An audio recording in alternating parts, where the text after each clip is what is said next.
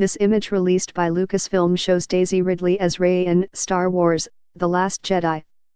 The latest Star Wars installment is off to a Death Star-sized start at the box office.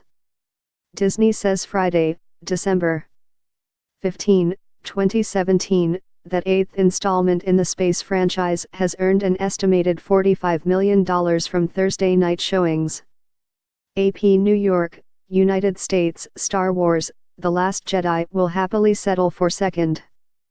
Rian Johnson's second installment in the third Star Wars trilogy rocketed to a debut of $220 million at the North American box office, according to studio estimates Sunday.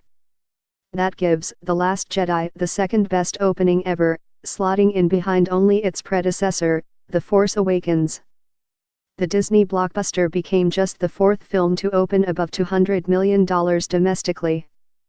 Aside from The Force Awakens, $248.8 million, the others are The Avengers, $207.4 million, and Jurassic World, $208.8 million. Accounting for inflation, the debut of 2012's The Avengers would roughly tie with The Last Jedi. The Last Jedi is off to a similar start overseas, too, with $230 million in international ticket sales, said Disney.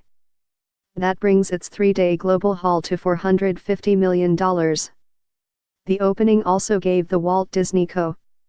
the opportunity to flex its muscles on the heels of the deal announced Thursday for it to purchase 21st Century Fox for $52.4 billion.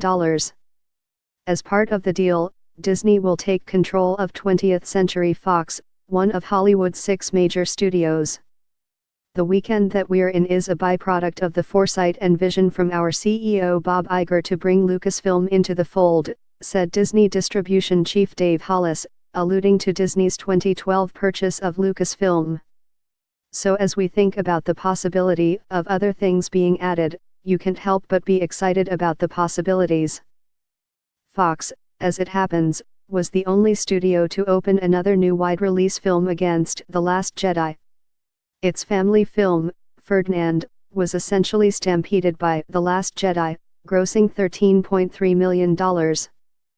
Ferdinand and other upcoming holiday season releases will look for more room in the coming weeks, once the Star Wars tsunami has waned. While Abrams' reboot capitalized on a decade's hiatus for Star Wars, Johnson's sequel didn't have the same benefit of freshness. It follows not only The Force Awakens, which ultimately grossed $2.1 billion, but last year's spin-off, Rogue One.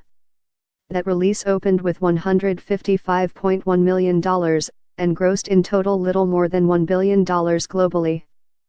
Johnson, who wrote and directed, instead aimed to distinguish The Last Jedi by introducing some new tones to George Lucas' space opera. The Last Jedi is more irreverent than previous chapters. And it has drawn plaudits for its diverse cast, including Daisy Ridley, John Boyega, and newcomer Kelly Marie Tran.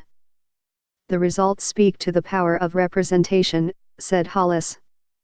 The film really reflects our world and beyond.